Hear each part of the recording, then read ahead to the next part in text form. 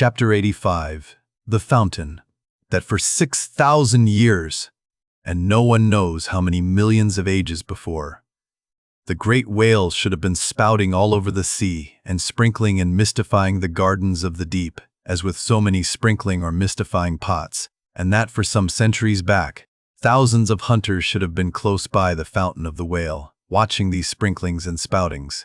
That all this should be, and yet, that down to this blessed minute, 15 1/4 minutes past 1 o'clock p.m. of this 16th day of December, A.D.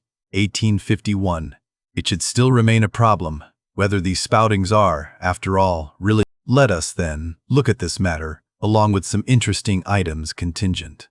Everyone knows that by the peculiar cunning of their gills, the finny tribes in general breathe the air which at all times is combined with the element in which they swim. Hence, a herring or a cod might live a century and never once raise its head above the surface.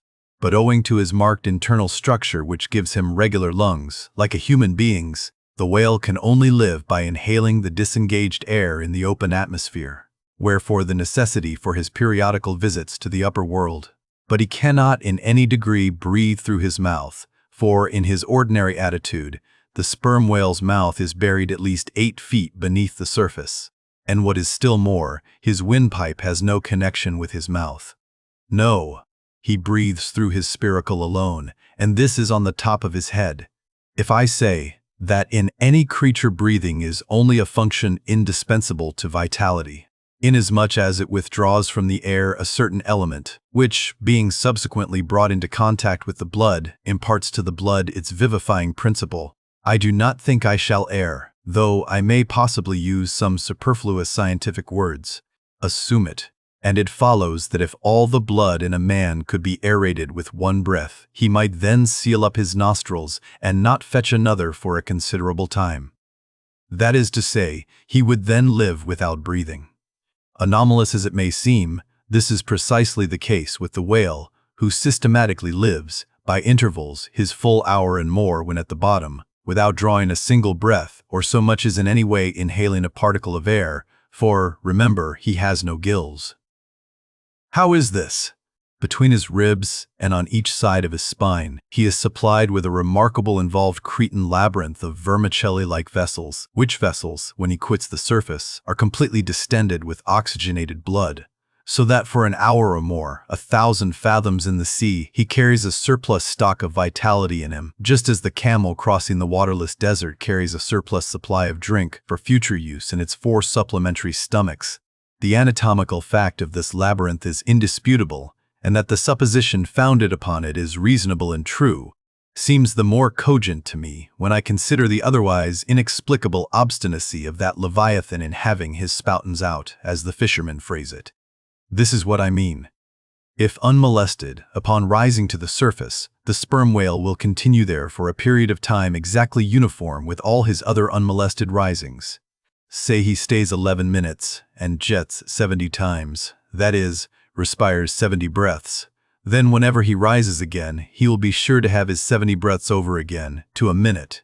Now, if after he fetches a few breaths you alarm him so that he sounds, he will be always dodging up again to make good his regular allowance of air. And not till those 70 breaths are told will he finally go down to stay out his full term below. Remark, however, that in different individuals these rates are different, but in any one they are alike. Now, why should the whale thus insist upon having his spoutings out, unless it be to replenish his reservoir of air, ere descending for good? How obvious is it, too, that this necessity for the whale's rising exposes him to all the fatal hazards of the chase. For not by hook or by net could this vast Leviathan be caught when sailing 1,000 fathoms beneath the sunlight. Not so much thy skill, then, O hunter, as the great necessities that strike the victory to thee. In man, breathing is incessantly going on, one breath only serving for 2 or 3 pulsations, so that whatever other business he has to attend to, waking or sleeping, breathe he must, or die he will. But the sperm whale only breathes about 1/7 or Sunday of his time. It has been said that the whale only breathes through his spout hole. If it could truthfully be added that his spouts are mixed with water, then I opine we should be furnished with the reason why his sense of smell seems obliterated in him.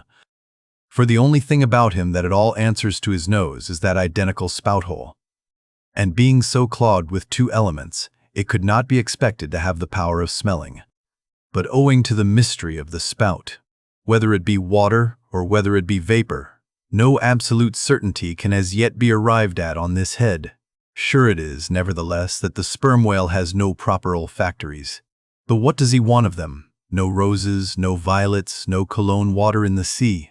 Furthermore, as his windpipe solely opens into the tube of his spouting canal, and as that long canal, like the Grand Erie Canal, is furnished with a sort of locks that open and shut for the downward retention of air or the upward exclusion of water, therefore the whale has no voice, unless you insult him by saying that when he so strangely rumbles, he talks through his nose. But then again, what has the whale to say? Seldom have I known any profound being that had anything to say to this world, unless forced to stammer out something by way of getting a living. Oh, happy that the world is such an excellent listener. Now, the spouting canal of the sperm whale, chiefly intended as it is for the conveyance of air and for several feet laid along, horizontally, just beneath the upper surface of his head and a little to one side. This curious canal is very much like a gas pipe laid down in a city on one side of a street. But the question returns whether this gas pipe is also a water pipe. In other words, whether the spout of the sperm whale is the mere vapor of the exhaled breath, or whether that exhaled breath is mixed with water taken in at the mouth and discharged through the spiracle. It is certain that the mouth indirectly communicates with the spouting canal, but it cannot be proved that this is for the purpose of discharging water through the spiracle, because the greatest necessity for so doing would seem to be when in feeding he accidentally takes in water. But the sperm whale's food is far beneath the surface, and there he cannot spout even if he would. Besides, if you regard him very closely and time him with your watch, you will find that when unmolested, there is an undeviating rhyme between the periods of his jets and the ordinary periods of respiration. But why pester one with all this reasoning on the subject? Speak out! You have seen him spout, then declare what the spout is. Can you not tell water from air? My dear sir, in this world it is not so easy to settle these plain things. I have ever found your plain things the naughtiest of all. And as for this whale spout, you might almost stand in it and yet be undecided as to what it is precisely. The central body of it is hidden in the snowy sparkling mist enveloping it. And how can you certainly tell whether any water falls from it when, always, when you are close enough to a whale to get a close view of his spout, he is in a prodigious commotion, the water cascading all around him? And if at such times you should think that you really perceive drops of moisture in the spout, how do you know that they are not merely condensed from its vapor? Or how do you know that they are not those identical drops superficially lodged in the spout-hole fissure which is countersunk into the summit of the whale's head? For even when tranquilly swimming through the midday sea in a calm, with his elevated hump sun-dried as a dromedary's in the desert, even then, the whale always carries a small basin of water on his head, as under a blazing sun you will sometimes see a cavity in a rock filled up with rain. Nor is it at all prudent for the hunter to be over-curious touching the precise nature of the whale spout. It will not do for him to be peering into it and putting his face in it. You cannot go with your pitcher to this fountain and fill it and bring it away. For even when coming into slight contact with the outer vapory shreds of the jet, which will often happen, your skin will feverishly smart from the acridness of the thing so touching it. And I know one who, coming into still closer contact with the spout, whether with some scientific object in view or otherwise I cannot say, the skin peeled off from his cheek and arm. Wherefore, among whalemen, the spout is deemed poisonous. They try to evade it.